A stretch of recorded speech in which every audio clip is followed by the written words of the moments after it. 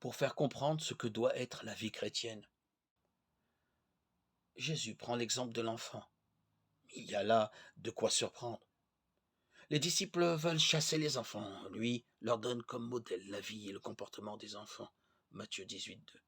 Bien sûr, il ne nous demande pas d'en rester toute notre vie à un stade infantile, pas plus qu'il n'exige que nous n'ayons comme idéal l'innocence candide de l'enfant. Il est plus exigeant que cela. Regardez comment vivent les enfants, nous dit-il, comment, de façon toute naturelle, ils se laissent aimer et entretenir par leurs parents, dont ils sont totalement dépendants. Eh bien, c'est ainsi que le disciple doit se comporter, qu'il doit recevoir et vivre sa vie comme un don que Dieu lui renouvelle chaque jour. On pourrait illustrer cela par une anecdote que l'on rapporte à propos de Don Bosco, un jour qu'il jouait au ballon avec ses garçons. Quelqu'un lui demanda: Si vous deviez mourir dans une demi-heure, que feriez-vous? Don Bosco répondit: Je continuerai à jouer. La simplicité de cette réaction, qui est celle du véritable disciple, doit se manifester particulièrement dans les difficultés et les conflits qui opposent les hommes les uns aux autres.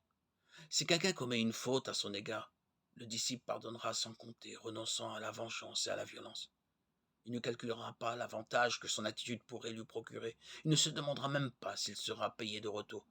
C'est pour l'amour de Dieu qu'il se montrera bon.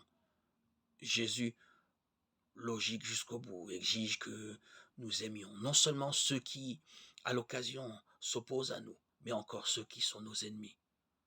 Prouvez à vos ennemis que vous êtes vraiment bons pour eux, que vous les aimez. L'amour que Jésus réclame de nous n'est pas une nouvelle manière de faire pression sur les autres, ni une méthode astucieuse pour les réduire finalement à notre merci. Il ne ressemble pas à ceux qui sont soucieux de briller aux dépens des autres, se rendant par là même insupportables. C'est un amour qui ne se cherche pas lui-même, mais qui, au contraire, est tout entier tourné vers Dieu, car il est de la même nature que le sien,